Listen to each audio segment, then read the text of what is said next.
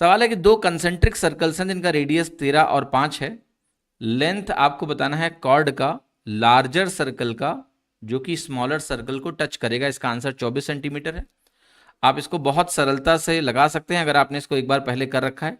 तो इसेंशियली सवाल समझ लो क्या है। सवाल कुछ ऐसा है कि मेरे पास एक सर्कल छोटा है, एक बड़ा है, दोनों कंसेंट्रिक हैं। अब कंसेंट्रिक सर्कल में मुझे क्या क्या दिया हुआ है इस बात को समझना है। हमें दिया है कि बड़े वाले सर्कल का रेडियस भी दिया है, छोटे वाले सर्कल का रेडियस भी हमें प्रोवाइड किया गया है। ठीक, हमें क्या करना है बेसिकली, हमें एक ऐसी कॉर्ड निकालनी है जो इसको टच करती हुई जा रही हो। ठीक, किसको टच करती जा रही हो? छोटे वाले सर्कल को टच करती हुई जा रही हो, वो हमें कॉर्ड निकालनी है। Okay, so just give me a moment please, ताकि हम इसको थोड़ा सा डायग्राम को सही कर लें। सो ये हो गई कॉर्ड आपकी जो टच करती हुई इस छोटे वाले सर्कल को जा रही है।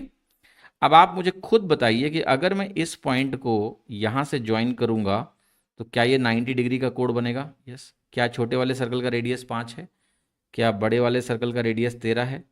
तो क्या ये लेंथ 12 आ जाएगी पाइथागोरियन ट्रिपलेट से? यस, 5 12 13 होता है।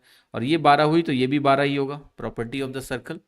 ठीक है, कि जो इस सर्कल पे टेंजेंट या कॉर्ड की लेंथ है, एक तरह से आप देखें तो ये बड़े वाले सर्कल की कॉर्ड है, और जब हम सेंटर से उस कॉर्ड को ज्वाइन करेंगे जो कि इस सर्कल पे टेंजेंट भी है, तो ये 90 डिग्री का कोण बनाएगा और ये बाइसेक्ट भी होगा। इसलिए 12 12 क्या हो गया? 24 हो गया। ठीक है, इसका एक स्टैंडर्ड फॉर्मूला भी होता है, और फॉर्मूला होता है कि भाई जो कॉर्ड लेंथ होती है वो होती है 2√R2² माइनस R1²। अगर कंसेंट्रिक सर्कल है और एक बड़े वाले सर्कल की कॉर्ड छोटे वाले सर्कल पे टेंजेंट है, तो उसकी जो लेंथ होती है वो इसके बराबर होती है। ठीक है, तो यहाँ से भी आप कर सकते हैं 2√13² माइनस 5²। अच्छा, 13² माइनस 5² करने से आपको समझ में आना चाहिए कि राइट एंगल ट्राइंगल के ट्रिपलेट का केस बनता है एक तरह से। हाइपोटेनस स्क्वायर माइनस 5² यानी किसी भी परपेंडिकुलर साइड का स्क्वायर, तो ये 12² बन जाता है। तो ये 12 बाहर आ जाएगा, 2 × 12 आपका 24 के बराबर हो जाएगा।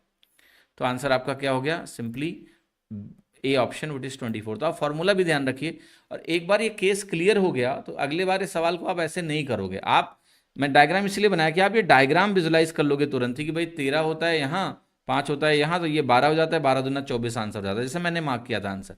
तो मेरे दिमाग में ये पिक्चर ही विजुलाइज हो गई तुरंत ही ना, 13 5 12, 12 दूना 24। ठीक है,